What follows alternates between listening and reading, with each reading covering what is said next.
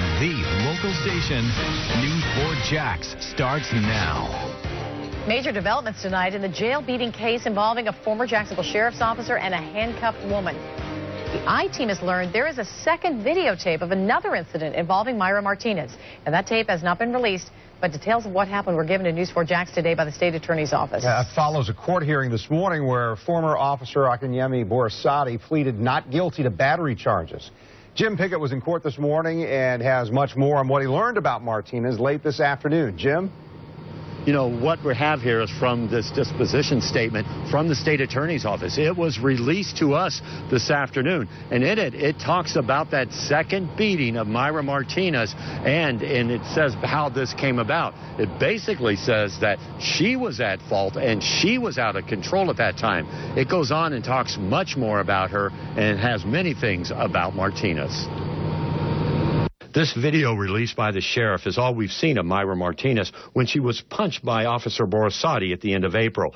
Today, we learned that there is much more that happened and more that is caught on tape, a tape we are trying to have released. According to Assistant State Attorney Rich Mantei, Martinez got into another fight when she was taken inside the jail and being asked to remove her nose piercing.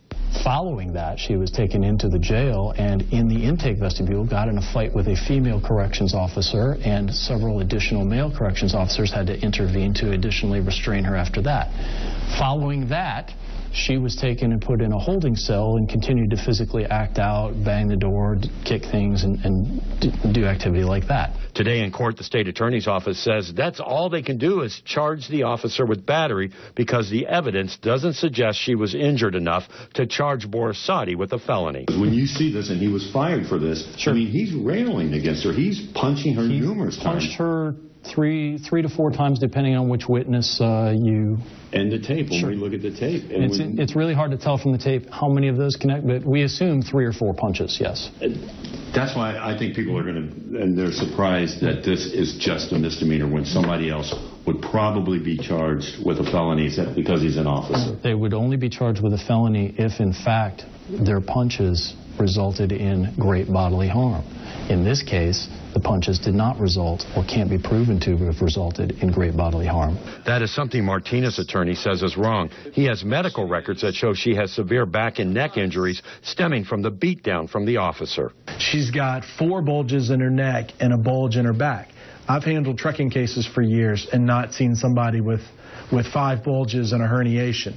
Those are serious injuries. Those are permanent injuries. But the State Attorney's Office says those injuries are likely from somewhere else. A car crash that Martinez was involved in when she was with a group that held up a fast food restaurant in Orlando.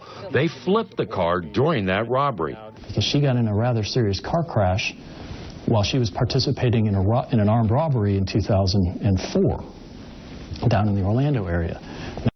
The car is described as having flipped and several times it gone on speeds of over 100 miles an hour, and she sustained injuries in the car crash. Mantei says there are other problems and concerns with Martinez, and those are the reasons why he can't charge the officer with a felony. The evidence doesn't show that there was a loss of consciousness or a concussion, at least at the time. She certainly didn't report that. She denied it specifically. She actually denied that night even having any back pain. I don't doubt that she has those discs. I saw the results. I saw the MRIs. I saw the exams. But again, as I said, it's impossible to tie those injuries to this particular incident with any clarity at all. And if I can't do that, I can't charge it. But Martinez's attorney says much of this has to do with the fact that the charges are against a former officer. The state attorney uses these officers every single day to testify in their cases, and they do a very difficult job. But when one of them messes up, we need the justice scales to level out and be fair.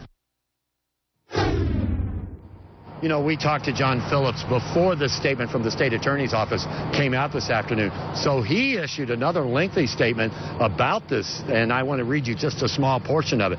He says when Officer Borisade's videotaped statement is released, he sobs about what he did to Martinez. He goes on to say that the other officer, Officer Vickery, was questioned about the beating. He nearly cries, and he says that he was so concerned about what had happened here that he had to call his supervisor.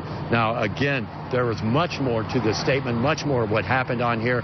This is all going to be coming out in court and in depositions, and it's, of course, a story we're going to keep following. We're live downtown. Jim Pickett, Channel 4, the local station.